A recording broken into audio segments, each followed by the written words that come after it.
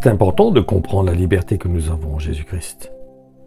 Et elle se trouve dans cette relation incomparable que nous avons avec le Père. Et elle ne dépend pas de nos faiblesses, mais de sa grâce. Et cela vient de ce que le voile a été déchiré au travers du sacrifice de son Fils, Jésus-Christ. Par contre, dans une relation entre un père et son fils, nous devons savoir qu'il y a aussi la correction.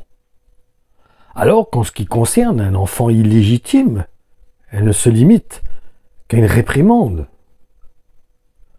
C'est pourquoi la parole de Dieu nous dit « Je te donne un conseil.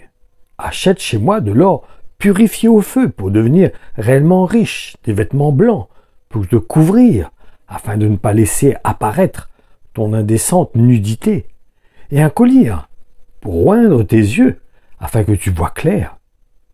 Ceux que j'aime, je les reprends, je les éduque sévèrement. Secoue donc ton indifférence, ranime ton zèle et change. Me voici, debout devant la porte, je frappe. Si quelqu'un est sensible à mon appel, et s'il ouvre la porte, j'entrerai chez lui et nous dînerons en tête à tête, moi près de lui et lui près de moi. Au vainqueur, j'accorderai de siéger à mes côtés sur mon trône. Il régnera avec moi comme moi-même. Après ma victoire, j'ai pris place auprès de mon Père sur son trône.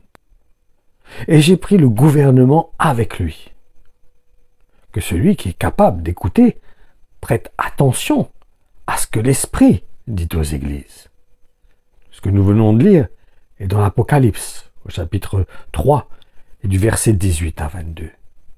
Que le Seigneur vous libère, vous permette de participer à cette liberté que nous avons en Jésus-Christ, qui est une liberté, pas pour faire ce que nous voulons, mais c'est une liberté pour rentrer en communion avec Jésus-Christ, pour être en unité avec lui, pour pouvoir bénéficier pleinement de sa grâce, pour nous placer sous son autorité, sous sa grâce, sous sa protection.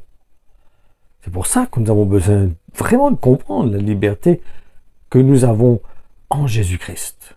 Que le Seigneur vous bénisse.